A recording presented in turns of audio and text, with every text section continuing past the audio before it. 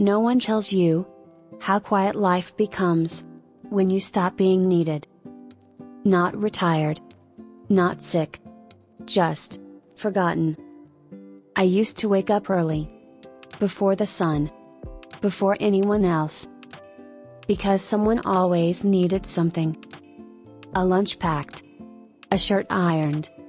A problem solved. A shoulder to cry on. My hands were never still. Now they shake when I pour my tea. The house still looks the same. Same walls. Same clock ticking too loudly. But I don't. I sit in the same chair every morning, facing the window, waiting for something I can't name anymore. Sometimes I imagine footsteps. Sometimes I hear my name. But it's always just the wind. I wasn't born invisible. I became invisible. Slowly. After years of being useful. I gave my best years away. Without realizing, they were the only ones anyone wanted. I raised children that weren't always mine. I held families together with words I swallowed. I fixed messes I didn't make. I was the woman people called when things fell apart. Funny thing is, when I fell apart, no one noticed. I remember the first time I felt it. The forgetting. It was small. A birthday. No cake. No call. No message. I told myself, they're busy. That lie became my comfort. Years later, busy turned into silence. Silence turned into distance. Distance turned into absence. One evening, my chest hurt. Not the dramatic kind. The quiet, terrifying kind. I sat on the edge of the bed, holding my breath, counting seconds, hoping it would pass. I thought of calling someone. Anyone. I opened my phone. And froze. Because I didn't know who still wanted to hear my voice.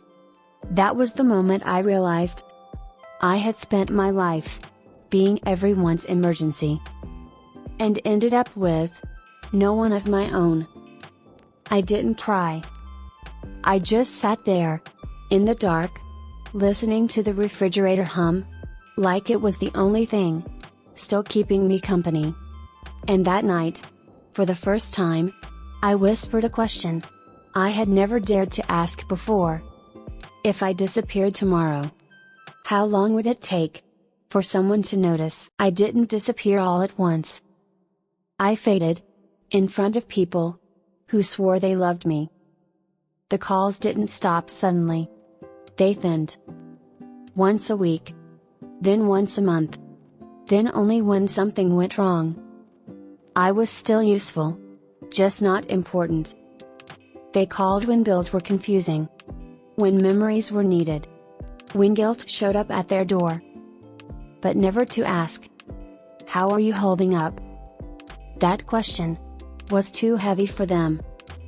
I learned to answer quickly. I'm fine. Everything's okay. I don't need anything. Because when I said otherwise, their voices changed. Shorter. Uncomfortable. Like my pain was an inconvenience. One day, I tried something different. I said, I'm tired. There was silence. Then someone laughed softly and said, you always say that. And the call ended. That's when I understood. They loved the version of me that gave. Not the one that needed. I remember the holidays most. The decorations still came out. Out of habit. Not hope. I set the table for guests that never arrived. Plates untouched. Food growing cold. I told myself it was peaceful. But peace doesn't take like that. I started talking to objects. The kettle. The clock. The old photos. At least they didn't pretend to listen. There's a special kind of loneliness that comes when you are surrounded by memories, but have no one to make new ones with. One afternoon, I fell. Nothing dramatic. Just missed a step. I lay there on the floor, longer than I should have. Not because I couldn't get up, but because I wanted to know how long it would take before someone noticed. No one did. When I finally stood, my hands were shaking. Not from the fall. From the truth settling in. I wasn't abandoned. I was slowly phased out. Like something old that still works, but doesn't matter anymore. That night, I looked at myself in the mirror. Really looked. The wrinkles. The tired eyes. The woman who gave everything she had. And I asked myself something that hurt more than any silence. Did I teach them that my feelings didn't matter? I went to bed early. Not because I was tired, but because being awake made the quiet louder. Long pause. Tomorrow, I would learn something worse. That being forgotten was only the beginning. I stopped calling first. Not out of pride, out of fear. Fear of hearing that sigh again. That pause that said, "What does she want now?" So I waited. Days passed. Then weeks. I told myself, this was what independence looked like. But independence shouldn't feel like punishment. When someone finally visited, they didn't sit. They stood near the door, keys in hand. Like I was a stop, not a place. They looked around and said, "You should really downsize." Not "How are you living here alone?" Not "Are you okay?" Just logistics. Like I was a problem that needed organizing. I tried to explain once. Just once. I said, "It gets lonely." The room changed. Someone rolled their eyes. Someone checked their phone. Then the words came. Soft, casual, sharp enough to cut. "You're too emotional. You think too much. You always make things sad." I nodded. I always nodded. Because disagreeing meant being difficult. And being difficult meant being avoided. I started editing myself. Shorter stories. Lighter tone. No complaints. I learned how to talk without saying anything.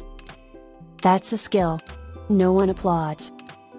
I noticed how they talked about me when they thought I wasn't listening. "She's fine. She exaggerates. She just wants attention." Attention.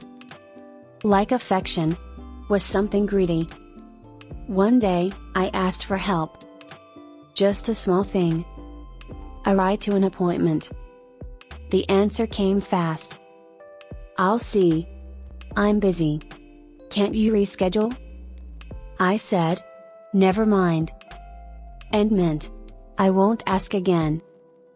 That night, I practiced walking slower. Not because my body needed it, but because no one was waiting anymore. There's something humiliating about realizing you've become optional to the people you made essential. I remembered all the times I showed up tired. All the times I stayed late. All the times I said yes when my body begged for no. And I wondered, did my sacrifice teach them I didn't need care? The house grew quieter.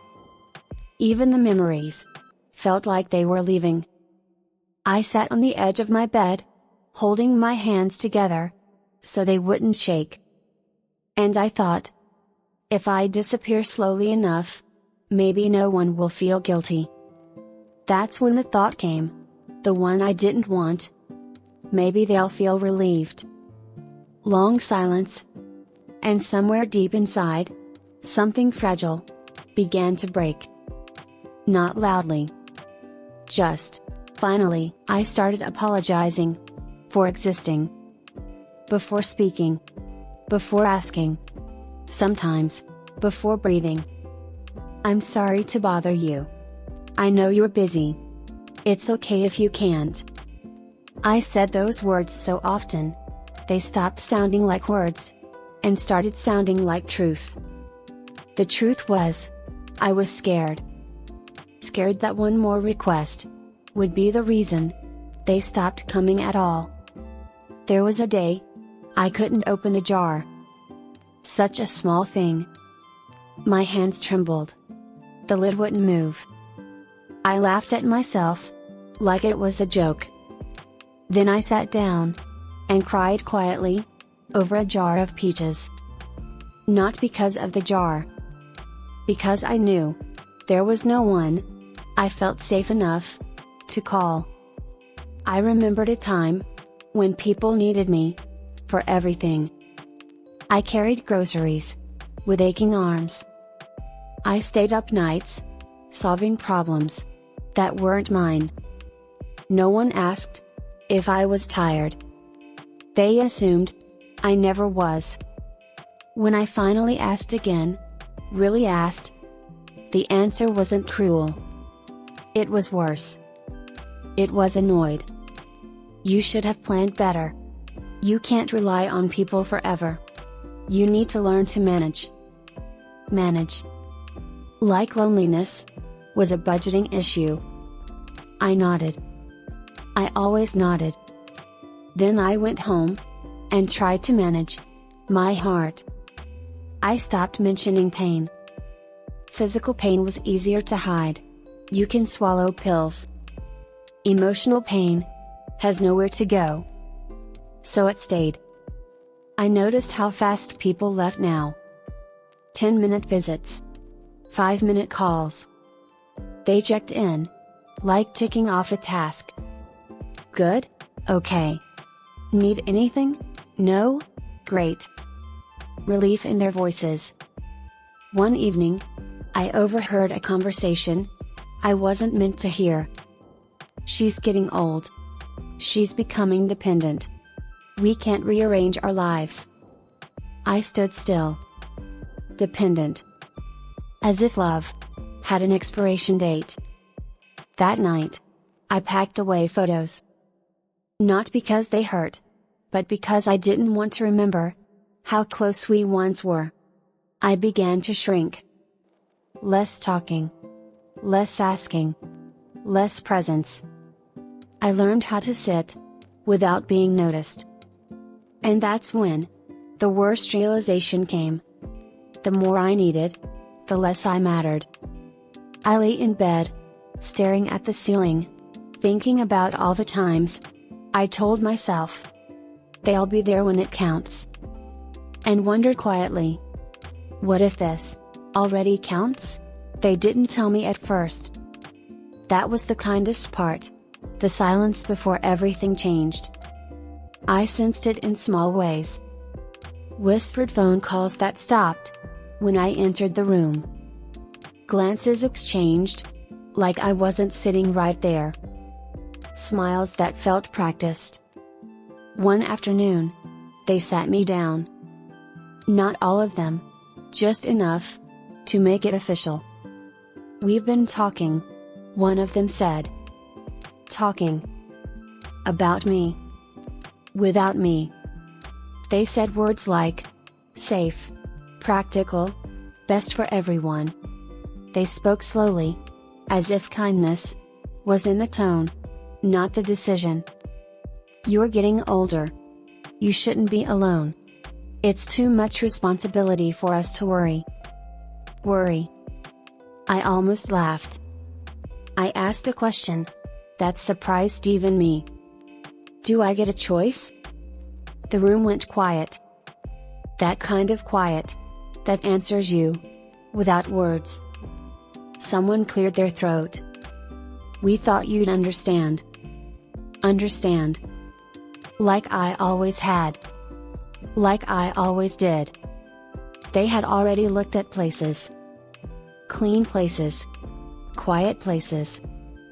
Places where days blur together, and voices are polite, but distant. Places where people wait. I tried to explain that I wasn't afraid of being alone. That I was afraid of being removed. Of becoming a problem, neatly placed somewhere else. But my words felt small. Fragile. Easily dismissed. You'll have people around, they said. As if proximity was the same as connection. As if being surrounded meant being seen. I noticed something then. No one was asking what I wanted. They were asking how quickly this could be handled. I nodded. I don't remember deciding to nod. It just happened. Years of practice, I guess. That night, I packed a single suitcase. Not because they told me to. Because I wanted to pretend I was in control. I folded clothes slowly. Touched fabric, like it might remember me. I left behind things I loved. A chair by the window. A cup with a chipped handle. Photos I didn't know how to explain to strangers. When they drove me there, no one cried. That hurt more than if they had. The building smelled like cleaning products and quiet resignation. A woman smiled and took my name like it was a file. She spoke kindly, but not personally. They hugged me goodbye. Quick hugs.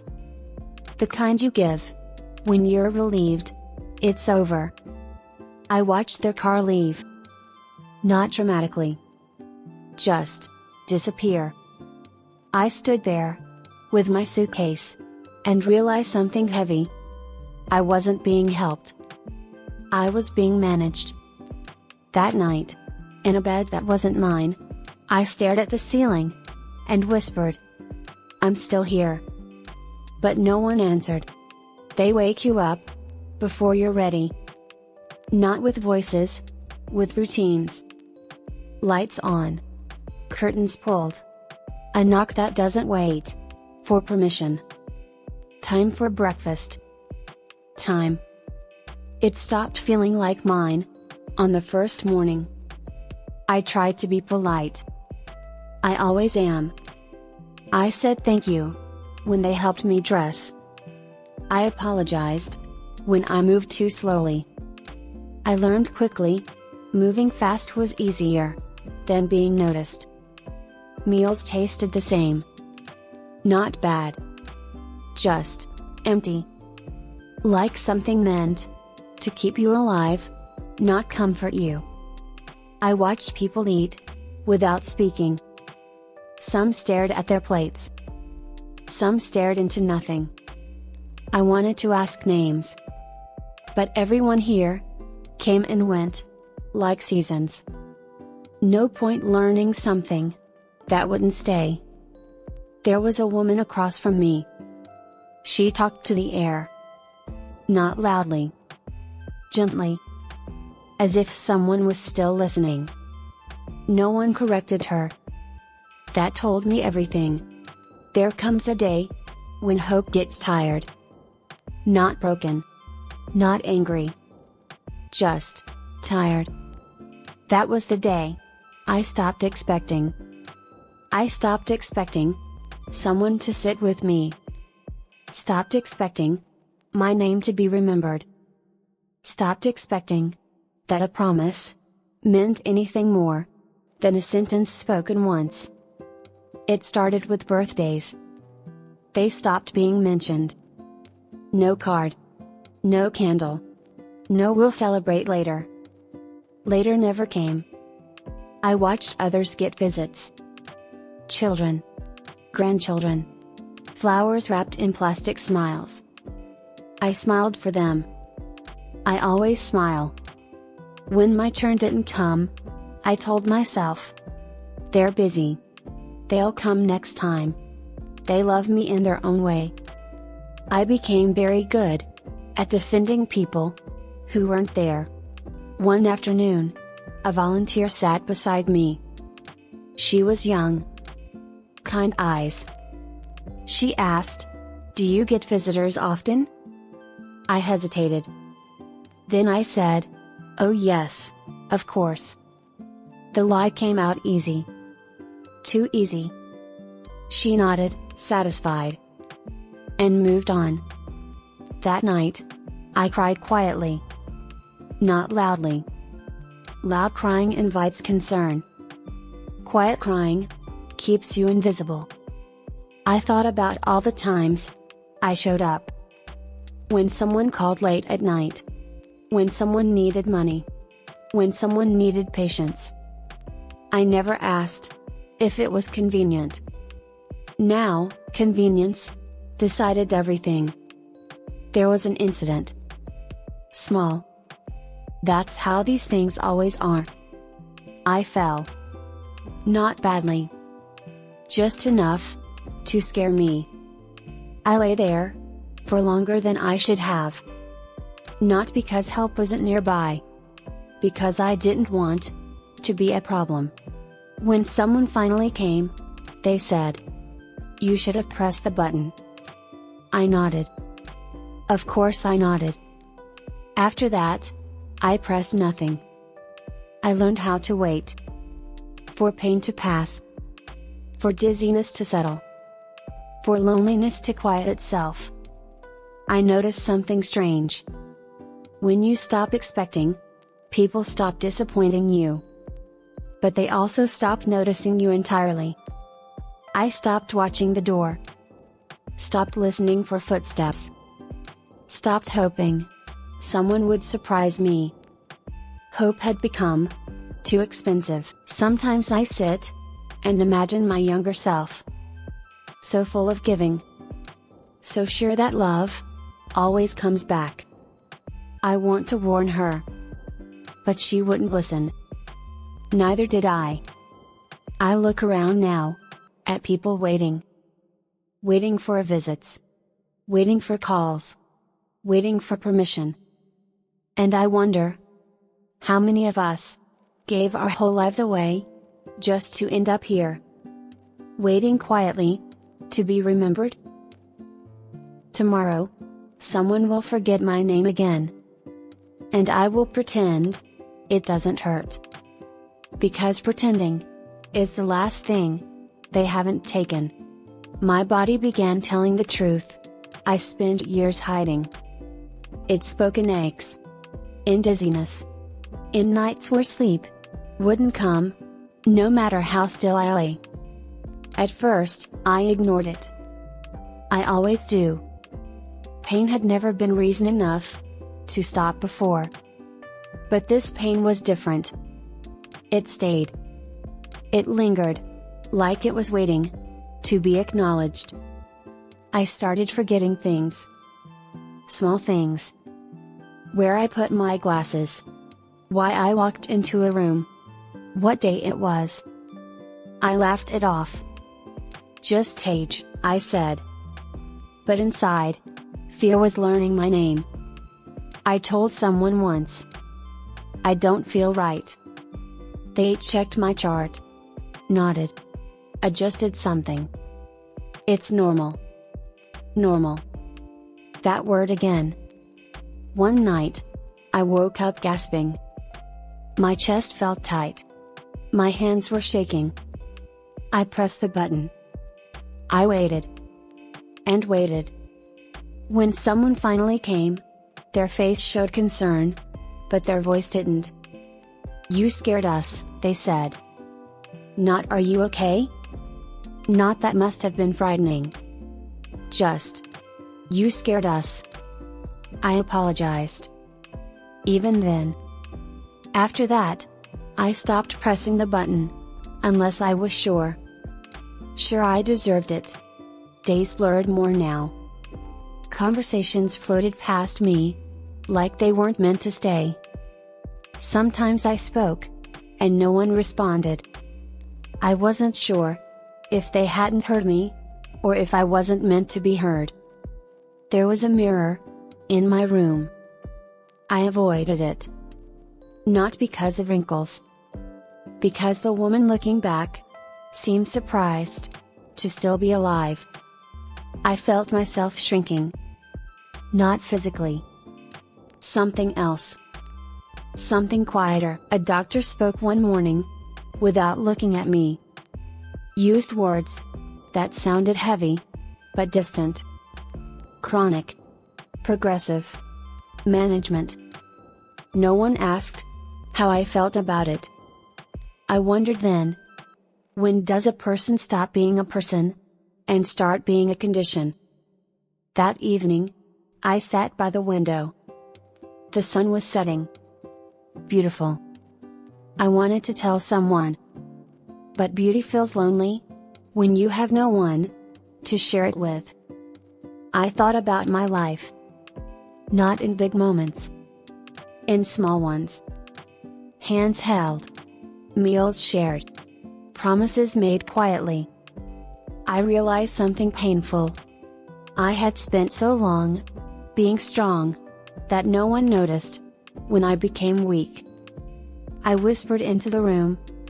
I'm still afraid. The room didn't answer. And for the first time, I felt it clearly. Not the fear of dying. The fear that if I did, nothing would change. There comes a moment when silence becomes heavier than honesty. I didn't plan it. It just happened. They asked me a question one morning. A simple one. How are you feeling today? The kind people ask, without waiting for an answer.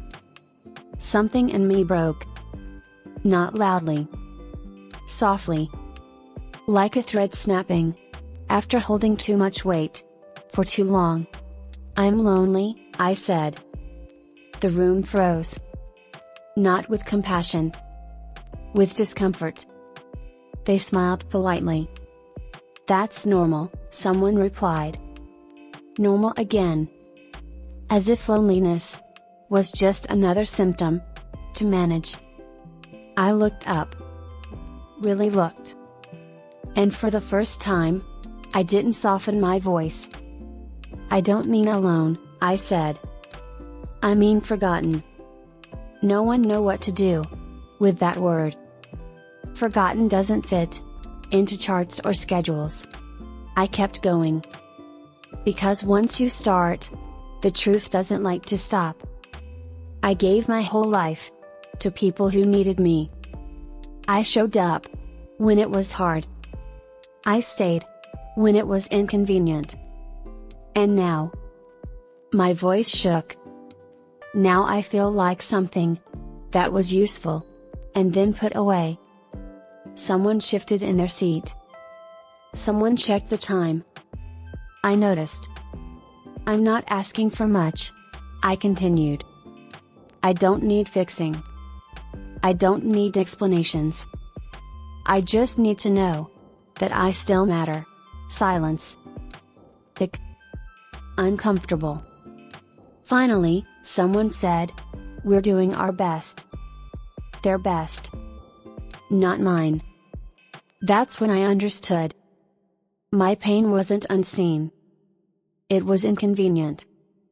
After they left, I sat there, with the echo of my own words. I expected regret. I expected fear. What I felt instead was relief. Because I had finally said it. Out loud. Even if no one knew how to hold it. That night, I slept differently. Not better. But honestly. I dreamed of my younger self. Standing in a kitchen. Hands tired. Smile practiced. Waiting for someone to notice. I woke up knowing something that hurt deeply. I had been invisible long before I ever came here. The place didn't erase me. It just revealed what had already been happening. And I made myself a promise. A quiet one. If no one else would remember me, I would.